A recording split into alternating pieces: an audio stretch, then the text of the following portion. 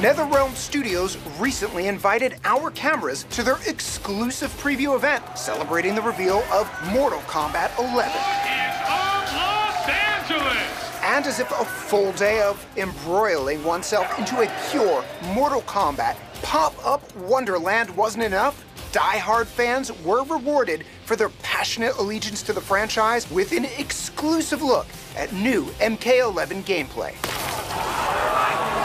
We had a chance to sit down with gaming legend Ed Boon to find out what fans can expect from the latest installment of this martial arts masterpiece. Well, the work behind this title was all about changing the fighting mechanic and the rules of how the meters work was a big thing.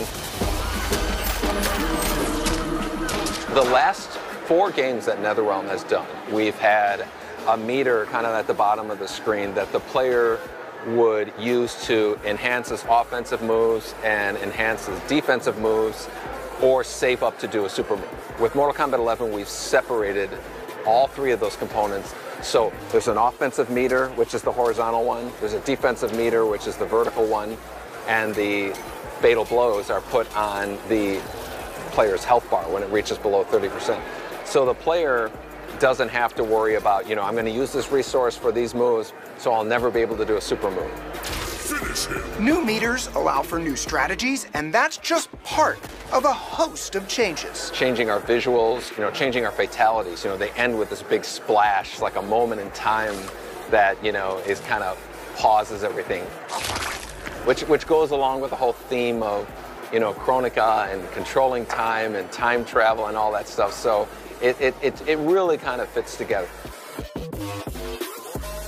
Another key factor when it comes to this game, of course, the characters. Mortal Kombat X introduced, character variations, which is basically 3 versions of every character. There were 3 Scorpions, 3 Sub-Zeros, 3 Raidens, etc. MK11 takes this one step further by allowing players to customize variations as they choose. So, and the player gets to name the variation, choose the costume pieces he's on, choose the costume overall that they're using, program what those gear pieces do in terms of helping them with gameplay. So I think fans of Mortal Kombat, it'll be a big deal to be able to make your own versions of these characters.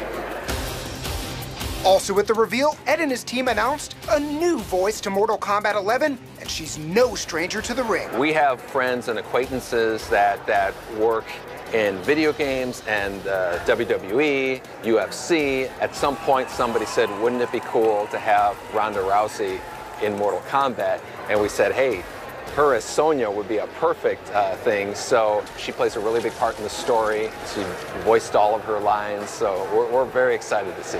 And there's another returning fan favorite in development that has remained under wraps until right now. Devora is one of the ones that we are bringing along into Mortal Kombat 11.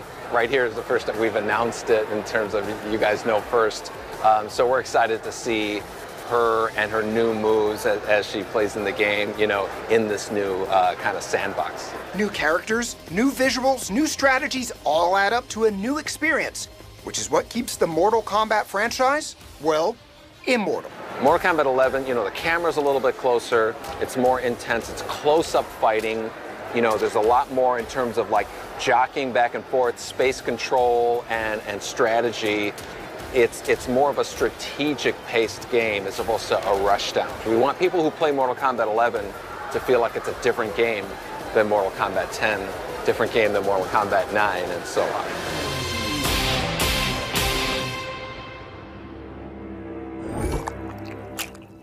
What are you doing? Jeff, what are you doing? Baraka only took 1 bite. Jeff, it's plain brain. No, listen. I need you to get off the set. I've got somebody more important coming in here. Take your brain, show yourself the door. We're gonna have some Halo news in just a minute, but first, Matt Booty is here. Matt, great to see you. I'm sorry about that. I'm glad I ate lunch. Yeah, I know. I don't know,